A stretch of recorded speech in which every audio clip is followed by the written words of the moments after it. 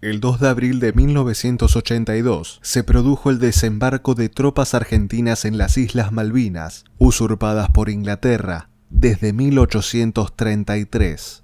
Hoy en Inhabilitados conmemoramos el Día del Veterano y de los Caídos en la Guerra de Malvinas con una nota muy especial para recordar y homenajear a quienes dieron la vida defendiendo la soberanía sobre las islas.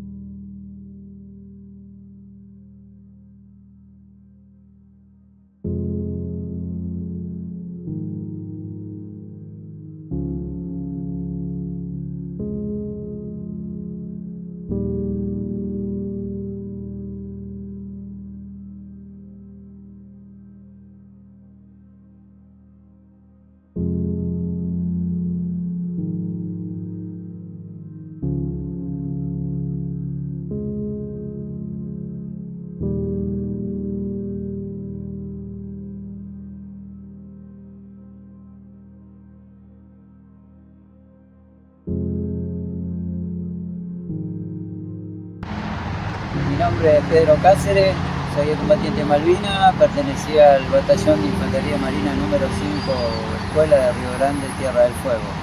Bueno, nos encontramos con Pedro Cáceres, a quien le agradezco por estar acá, por tomarse su tiempo.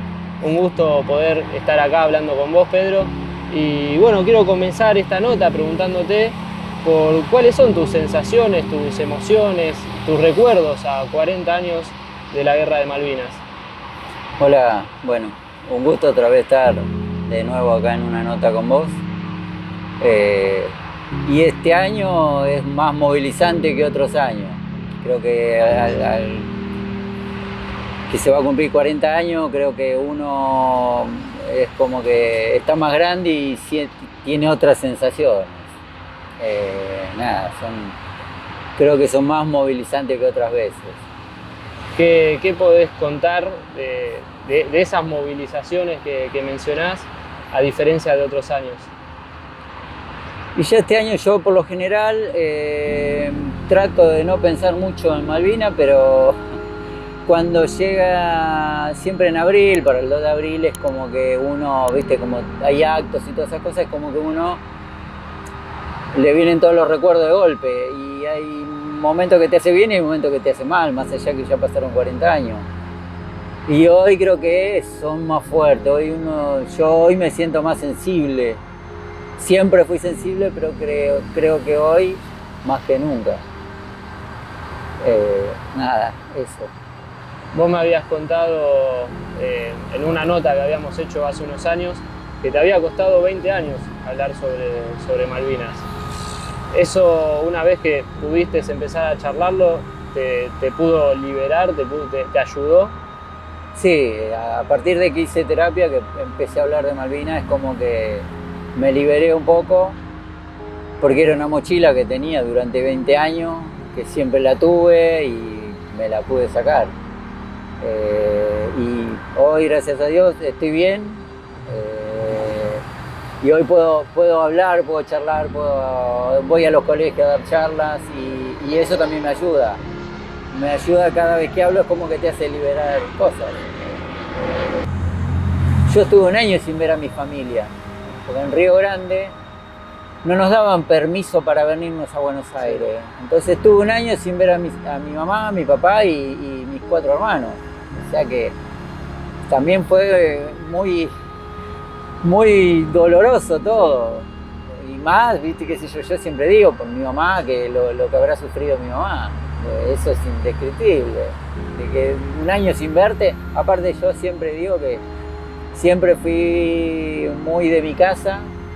Yo no salía nunca de mi casa. Creo que una vez me fui una semana de vacaciones a la casa de mi tía que vive acá nomás en Garín. Sí. Y me tuve que volver a los 3 días porque no podía estar lejos de mi familia. Así que de golpe y porrazo me agarró esto de irme todo un año. Claro. Antes de ir a Malvinas tuvimos la posibilidad de mandar cartas, porque en esa época se manejaba con cartas, porque el teléfono no existía, había, pero bueno, Era muy exclusivo. Era poca la gente que tenía teléfono. Y mandé avisando, después me contestaron ya cuando yo ya estaba en Malvinas. Al principio recibíamos carta, podíamos mandar carta de allá, nos daban como un sobre hecho ya carta. Y ahí podíamos escribir, pero igual te decían que no digas muchas cosas, que no podías contar nada. Porque decían que te revisaban las cartas. Yo no sé si las revisaban. Imagínate que éramos 1000 soldados, no van a estar revisando las cartas. Pero por las dudas, uno con el miedo y todas esas cosas, entonces decía, no, mamá, papá, estamos bien, que nada, que acá hace frío, pero está lindo. Los primeros días era como que estábamos de vacaciones. Claro.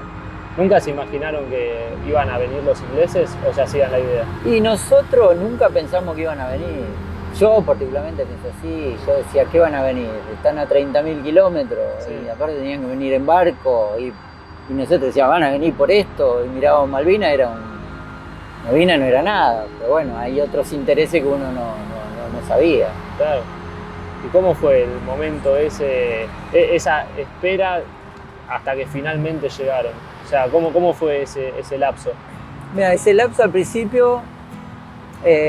nosotros fuimos preparando todo por si venían, nosotros ya teníamos bastante instrucción, el batallón nuestro era un batallón de defensa, o sea que estábamos medianamente preparados con el tema de instrucción y de ropa más que nada.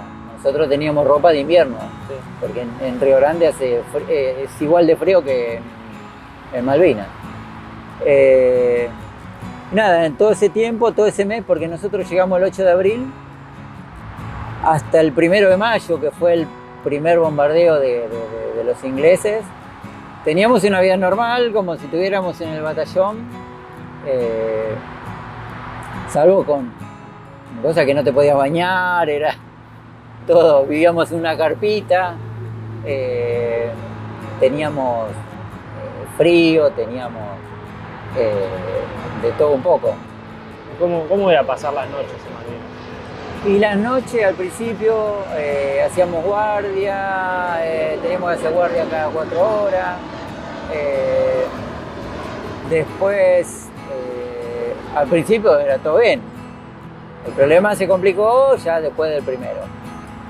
Después del primero se complicó. Se complicó con todo, con la comida, se complicó con el dormir, con el descansar, con un montón de cosas. Porque después del primero ya empezó a faltar comida, porque no llevaban la comida, porque se manejaban todo con el helicóptero para dejarnos la comida. Y después ya la noche ya teníamos que hacer guardia. Después, tipo las 8 de la noche te ibas a dormir y ya empezaban con los alerta roja. Te tenías que levantar, nos teníamos que levantar todos, o sea que por ahí te tenían 2 horas levantado, después a las 10 de la noche por ahí se pasaba, o a las 12 te ibas a dormir, otra vez alerta roja y te volvían loco con eso. ¿Tenías una función específica en tu puesto? Yo era de lanzacohetes, pero como el lanzacohetes mío se había roto, yo quedé como de apoyo al jefe de compañía nuestro, digamos. Mis 3 compañeros y yo quedamos como apoyo al jefe de compañía, que estábamos en Monte Tamblo. Nosotros estuvimos en Monte Tamblo y éramos como la guardia del jefe de compañía, digamos. ¿Vos recordás cuál fue el momento o ese primer momento que más miedo sentiste? Yo tuve un primer momento, fue una noche que toda la noche era alerta roja. Empezaban con los bombardeos y toda la noche ya aprendimos después, con el tiempo fuimos aprendiendo el tema si la bomba caía cerca o caía lejos tuyo. ¿Viste? Si vos escuchabas un ruido que chiflaba, que hacía un silbido, era porque la bomba caía lejos. Si había un ruido que era cortito, hacía como una ráfaga fuerte, era que caía cerca tuya. Ya te tenía que tirar cuerpo a tierra o meterte donde sea, pero igual si te caía encima no tenías posibilidad de nada. Hubo una vez que me cayó, cerca de mí, cayó una bomba en la montaña donde estaba y volaron pedazos de piedra, que uno cayó cerquita de mi pierna, que bueno, ahí dije, si me llegaba a agarrar eso me cortaba la pierna. Ese fue uno de los días más complicados. Así como te pregunté hace instantes cuál fue el momento que más miedo habías tenido, o ese primer momento que más miedo habías tenido, ¿cuál fue el momento más triste que vos tuviste? Que sentiste una tristeza que estaba pasando. Ya el día 13 a la tarde de junio habían estado bombardeando, y en una posición de un grupo de morteros de nuestra compañía hirieron a 2. Y como yo estaba ahí en el grupo donde estaban todos los enfermeros, y como estábamos con toda la parte de los que cuidaban al jefe de compañía, tuvimos que ir a buscar un herido. Y lo fuimos a buscar también en ese momento. Eran como a las 8 de la noche cuando lo fuimos a buscar. Era noche, no se veía nada, tuvimos que subir una colina, ir a buscarlo al herido. Cuando vamos a buscarlo, nos empezaron a bombardear. Yo sentí en ese momento que me cayeron como 10 bombas. Pero bueno, después de muchos años pude ir y ver, y habían caído 5 bombas, una al lado de otra, que habrán caído a 20 metros de donde yo estaba. Después de ahí, cuando volvimos, trajimos al herido ahí donde nosotros teníamos nuestra enfermería, digamos. Al chico le dieron morfina y se murió. Y ahí es como que uno igual ya en esos días, nosotros ya estábamos, la incertidumbre del no saber qué hacer de tu vida, ya éramos que ya estábamos de última, ya no nos importaba nada. Era como que ya no veíamos la hora o de que te maten, o que se rindan, o que se acabe todo. Ya llegó un momento que ya no soportamos más. ¿Cómo fue esa última noche en el monte, cuando después se tuvieron que replegar?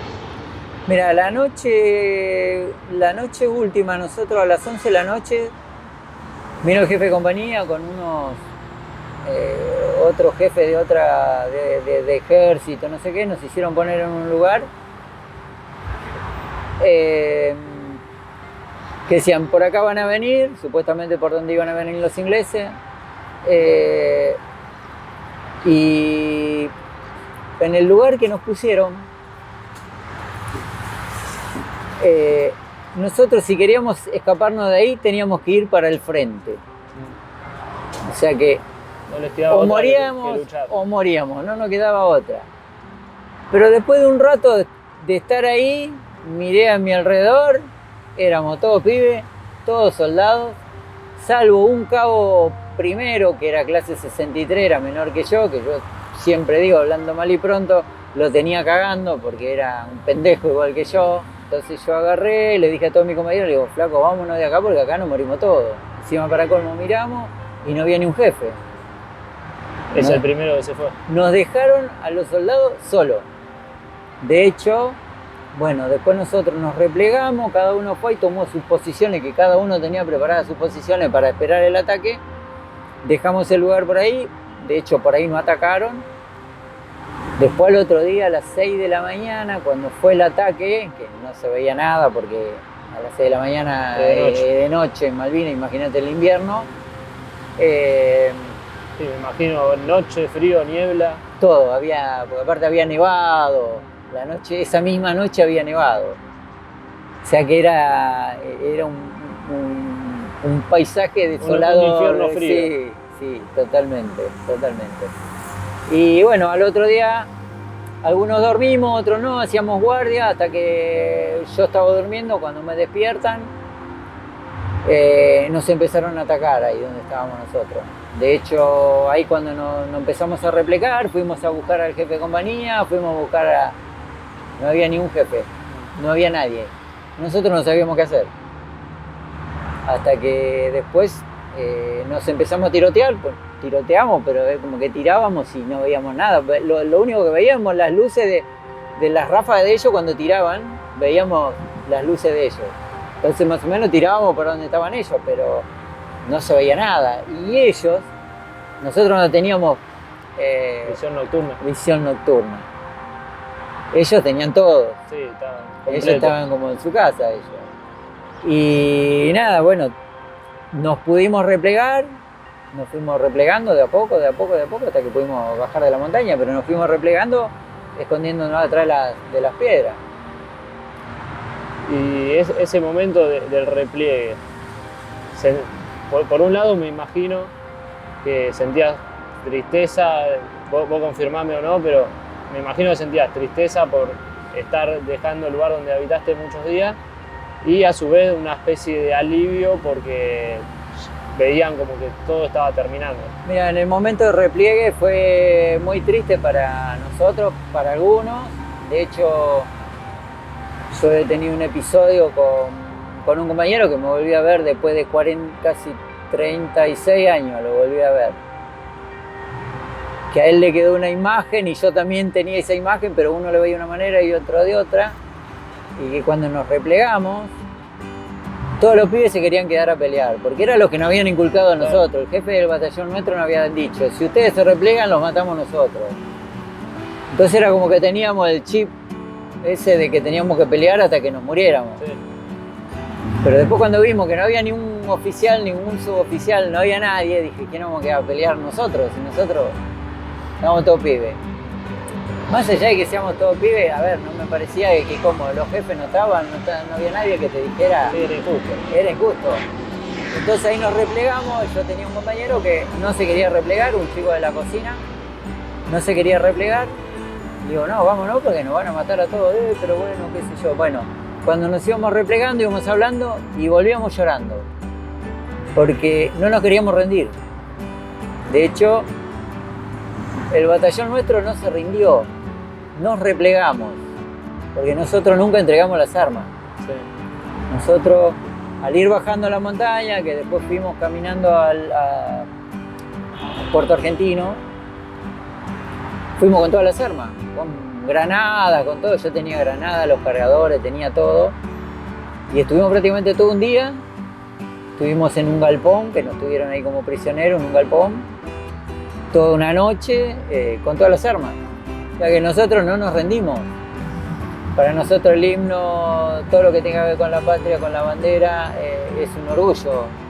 Yo creo que la gente a veces no lo entiende, pero no sabe lo que es defender la patria. Yo te lo he dicho, que acá lo malo nuestro es que no valoramos las cosas. Y hoy el veterano de guerra es el único que bandera las fiestas patrias, el 25 de mayo, la bandera más que nada, el himno. Para nosotros es un orgullo. Yo de hecho escucho el himno y me emociono siempre. Pero no porque juega la selección argentina un partido, porque las Leonas juegan un partido. Porque la defendiste con la vida. Porque yo juré defenderla y creo que tuve la posibilidad de hacerlo. Y siendo que me habías contado, un chico de casa que por lo general no salía mucho, que era bastante casero, ¿cómo fue el reencuentro con tus viejos? Y con mi papá, yo tuve dos alegrías enormes, siempre digo lo mismo, dos alegrías enormes. La primera fue cuando nos subieron al barco que nos iba a traer al continente, digamos, porque al principio se decían tantas cosas, que nos iban a llevar a Inglaterra, que íbamos a ser prisioneros, nadie sabía nada. Sí. Y nos subieron a un arenero, lo manejaba en inglés, no entendíamos nada, era de noche, nos llevaron al medio del mar porque el buque no entraba al puerto, al ser tan bajo no podía entrar, entonces nos llevaban al medio del mar y ahí subimos al almirante Irizar, que era el buque hospital, que es el rompehielo Irizar hoy, siempre fue. Subimos ahí, lo primero que hice es tratar de hablar y me contestaron en castellano, que para mí era lo más. Y bueno, de hecho le pregunté a un pibe, le digo, ¿de dónde sos? No, soy de Avellaneda. ¿Pero qué, este barco qué? Porque nosotros no sabíamos nada. No, es un barco hospital, el barco hospital argentino. Bueno, esa fue una de las grandes alegrías de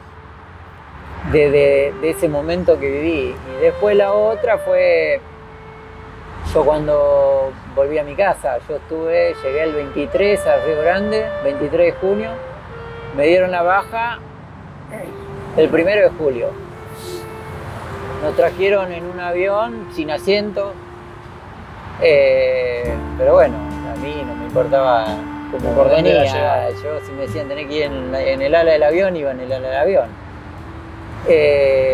Nos llevaron a Ezeiza, de Ezeiza nos empezaron a distribuir en los colectivos de los militares. Nos llevaban a Retiro, a Constitución, depende a dónde quería viajar cada uno. Y yo fui hasta Constitución y de Constitución me fui a mi casa. Me fui con un compañero mío que hicimos toda la colimba juntos, un chico de Berazategui. Y fuimos con él a mi casa. No, y cuando llegué eran las 6 de la mañana, no había nadie. Imagínate que ni el perro me esperaba. Y nada, llegué a mi casa, empecé a patear la puerta, en mi casa no entendía nadie, no entendía nada porque mi mamá se levantó asustada y nada, bueno, y cuando se dio cuenta que era yo, viste, bueno, abrazo, una cosa de loco, fue una cosa que no se puede describir, así. ¿Fue uno de los momentos más felices de tu vida? Sí, eso? Para mí sí, creo que lejos uno de los mejores, lejos de todo. Fue muy emocionante, más allá, qué sé yo, bueno, con mi viejo, con mi vieja, mis hermanos. Yo tenía un hermano que tiene 10 años menos, así que imagínate que tenía 10 años él ahí cuando yo fui. Y él, para mí era como mi hijo, de hecho, yo creo que hoy hasta hoy sigue siendo como mi hijo, más allá que le llevo 10 años. Y eso fue uno de los momentos más importantes.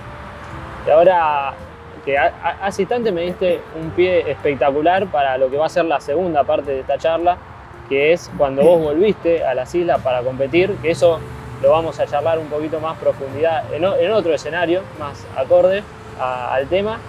Pero para cerrar esta primera parte, te quería preguntar, ¿volverías a luchar por las islas?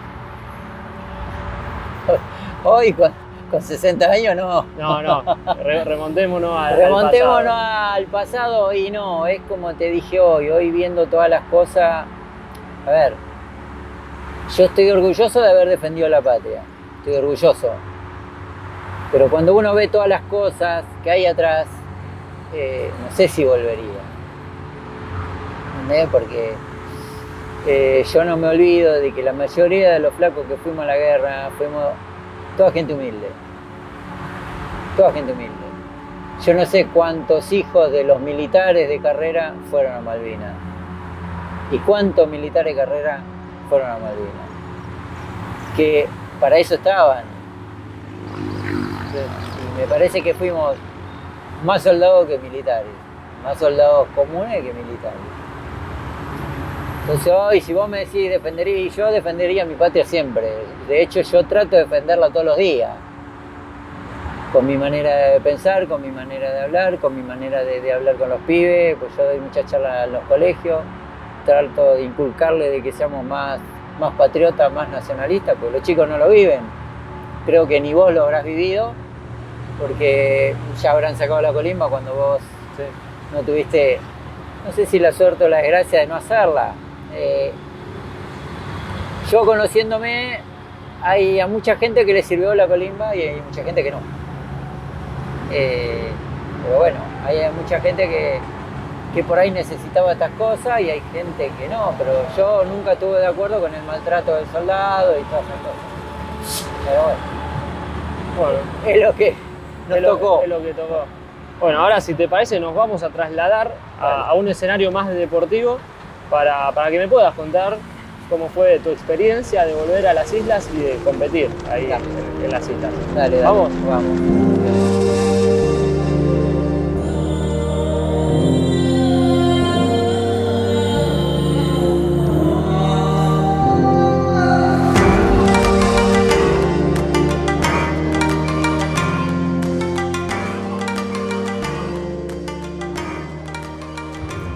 Bueno, nos encontramos en el Centro Nacional de Alto Rendimiento Deportivo, que se ubica en la Ciudad Autónoma de Buenos Aires, a metros de donde estuvimos recién en el Museo Malvinas.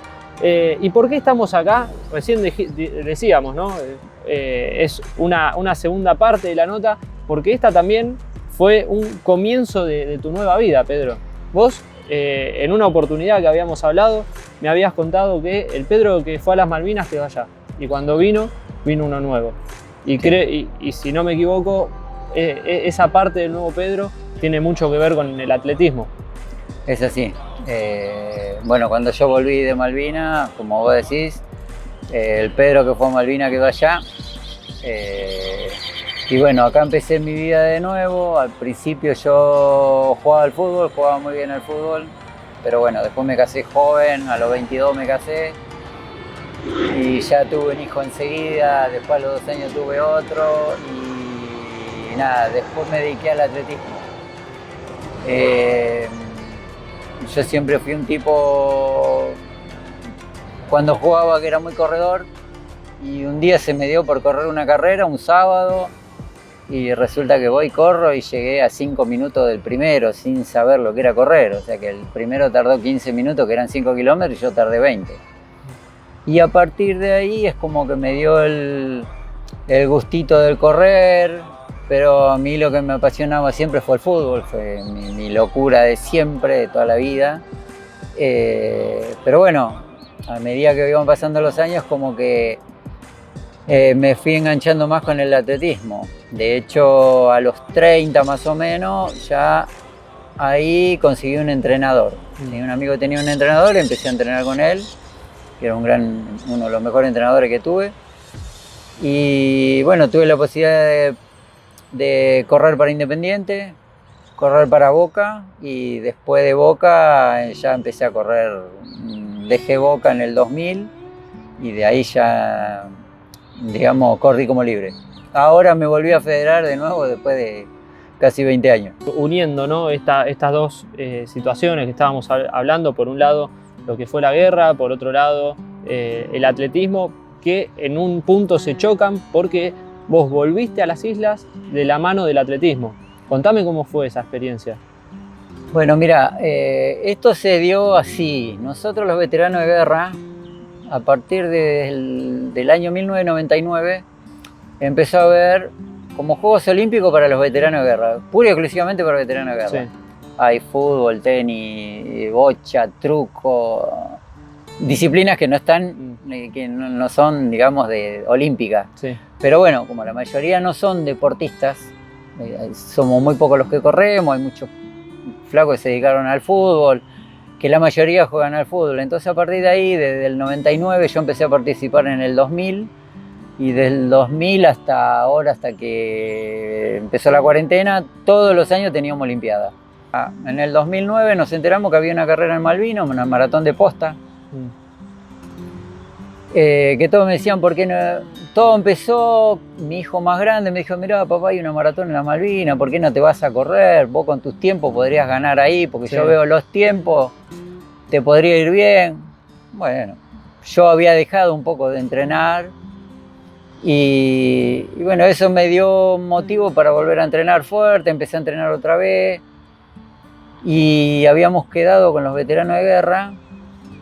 Le había comentado a los 5 primeros que salimos siempre en las carreras, que ya nos conocemos todos de tantos años, digo, mirá, hay una posta allá en Malvinas, ¿por qué nos vamos? ¿Qué te parece? Y bueno, un año hicimos así, 2011, 2010, sí, bueno, terminamos de correr, y después, como siempre, terminé de correr y termina todo en la nada.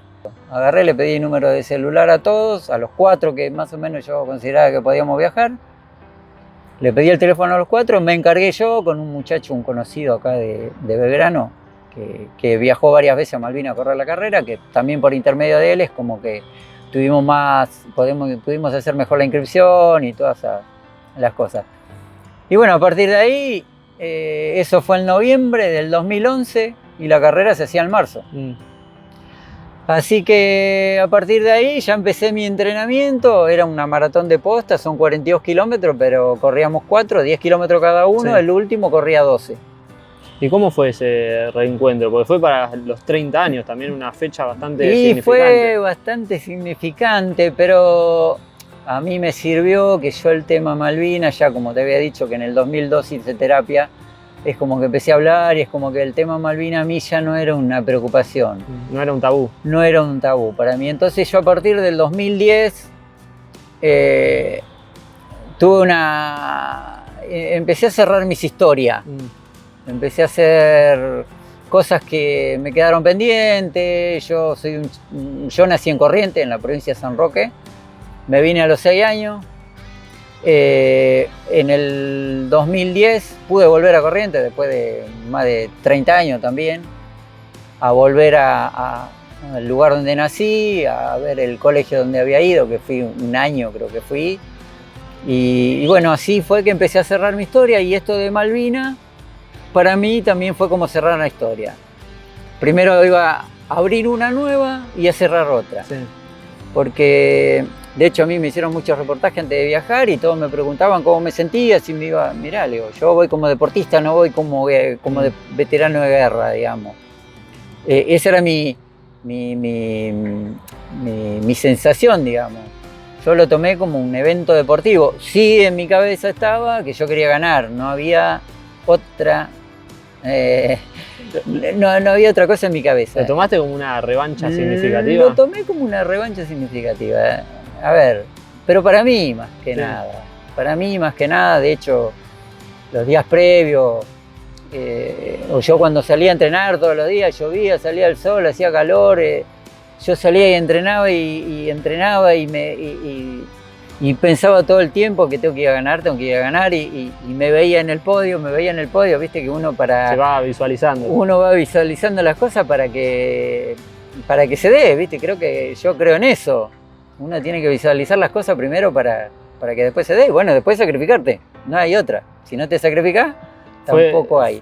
¿Fue tu gol del Diego a los ingleses? Sí, más o menos, sí, para mí sí. Cuando agarra Luis Escudero, yo voy a esperar en mi lugar, y como yo tenía cronómetro, iba poniendo a ver cómo iba el tiempo, todo iba controlando, y llegó un momento que Luis no aparecía. No aparecía, de pronto veo que pasa... ¿Y el primero ya había pasado? No, todavía no, el primero no había pasado, después en un momento aparece el primero, cuando pasa el primero le tomo el parcial, o sea que corto el de él, y o sea que de ahí empieza a acumular el que me tocaba a mí. Bueno, cuando viene mi compañero, vuelvo a apretar el parcial, me había sacado 2 minutos. Un montón. Y 2 minutos en 10 kilómetros es una barbaridad.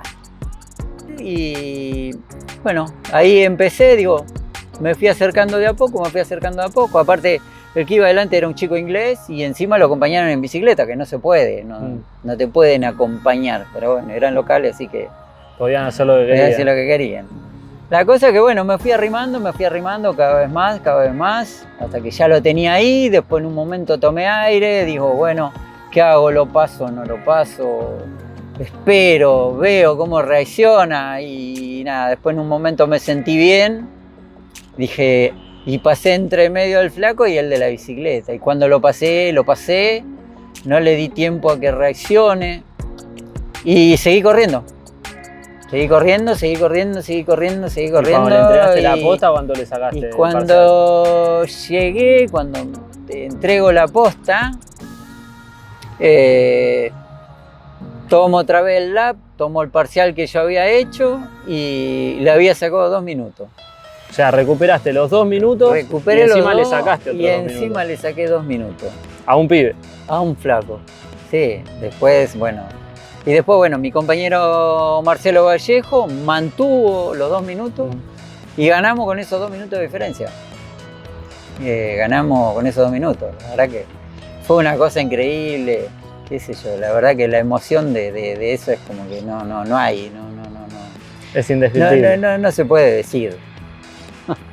Y después del maratón, ¿cuántos días estuvieron y cómo fueron los días? Porque sé que visitaste donde habías estado, tu posición, que de hecho ahora vamos a poner las fotos de lo que fue ese reencuentro donde vos estuviste. ¿Cómo fue también ese momento?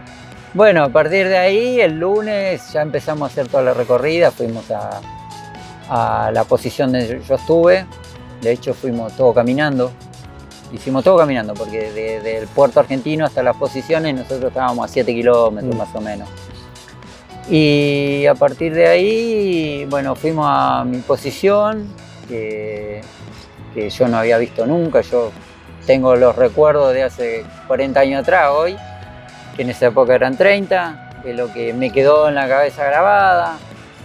Y fui con ¿Con qué te encontrabas? ¿Con qué me encontraba? De hecho, fui con un muchacho amigo, un médico, otro, este amigo Marcelo de acá, y dio la casualidad que había un periodista español también que me dijo que que quería ir conmigo, porque había escuchado mi historia antes de que contara todo lo que conté. Y después fuimos ahí y le digo, mirá, ahora no sé con qué nos vamos a encontrar. Yo en mi cabeza tengo una cosa, pero después de 30 años no sé qué hay. No sabe cómo está todo. Así que fuimos y bueno, nos encontramos con un montón de cosas que yo había dicho, de las que había hablado. De hecho, de las bombas, de que nos habían caído cuando fuimos a buscar al herido. Y nada, y la sensación que tuve cuando llegué ahí, mira, íbamos todos caminando y me agarró como una emoción, algo, no sé, no te puedo describir, me agarró como una desesperación. Y empecé a correr a la montaña y llegué, es como que parecía el Rocky cuando se sube a la escalinata, sí, ese que salta ahí. Bueno, yo tenía la misma sensación, no sé por qué, pero fue algo muy emocionante para mí, fue el momento que más me emocioné, porque no pensaba vivir eso, porque yo es como que lo del tema Malvinas lo tenía superado. Después cuando estuve ahí, recorrí todos mis lugares, mi exposición, hay cosas que no encontré, prácticamente no encontré nada de lo mío, porque también el lugar donde yo estuve es un lugar donde se visita mucho. Y la gente cada vez que va se lleva algo y cada vez hay menos cosas.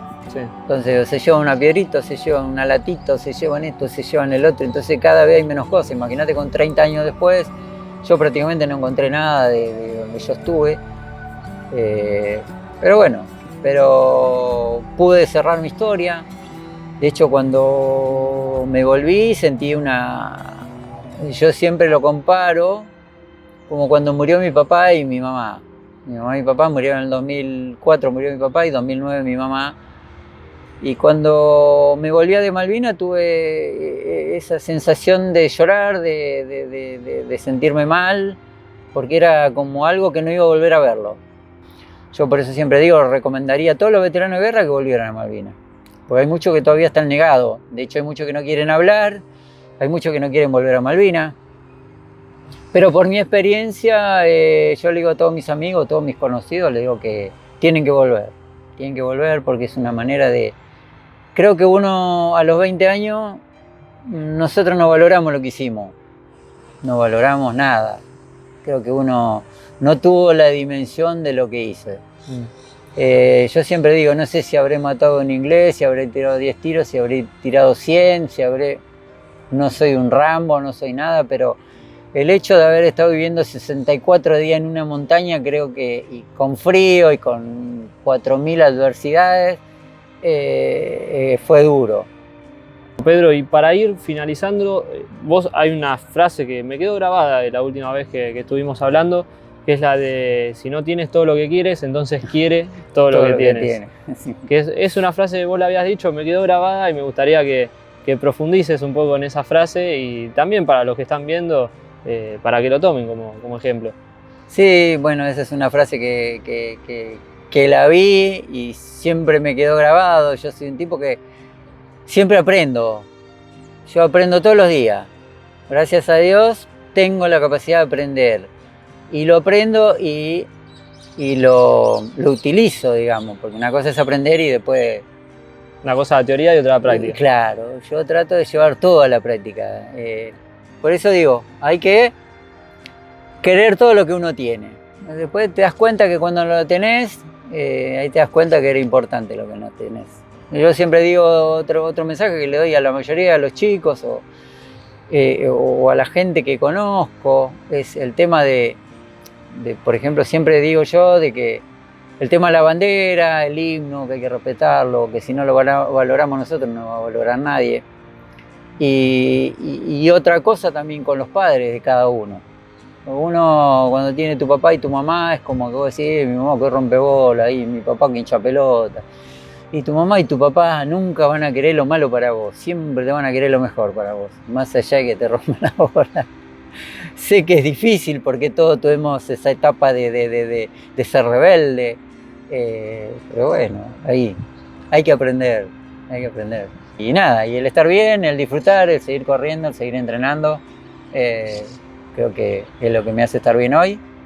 Y nada, y estas cosas que a vos, que me hiciste un reportaje hace 6 años, todavía te sigas acordando de mí, más allá de que tenemos 40 años, 50 años de diferencia de edad, todavía te movilice charlar conmigo y nada, valoro un montón esas cosas. Bueno, gracias Pedro, gracias por esta tarde que pasamos acá juntos. Sabés que te aprecio un montón. Quiero mandarle saludos también a Lautaro, que no está acá presente, pero sí está del otro lado, es el que se encargó de toda esta parte de la edición. También a mi hermano Gonzalo, que es el que está filmando, que está grabando todo esto. Y bueno, y muchas gracias a vos, Pedro, por un nuevo reencuentro y otra nueva charla. Bueno, esperemos llegar a los 50. Ahora vamos por los 55, después los 50 y así sucesivamente. Vamos por los 41, estamos más cerca. Muchas gracias, Pedro.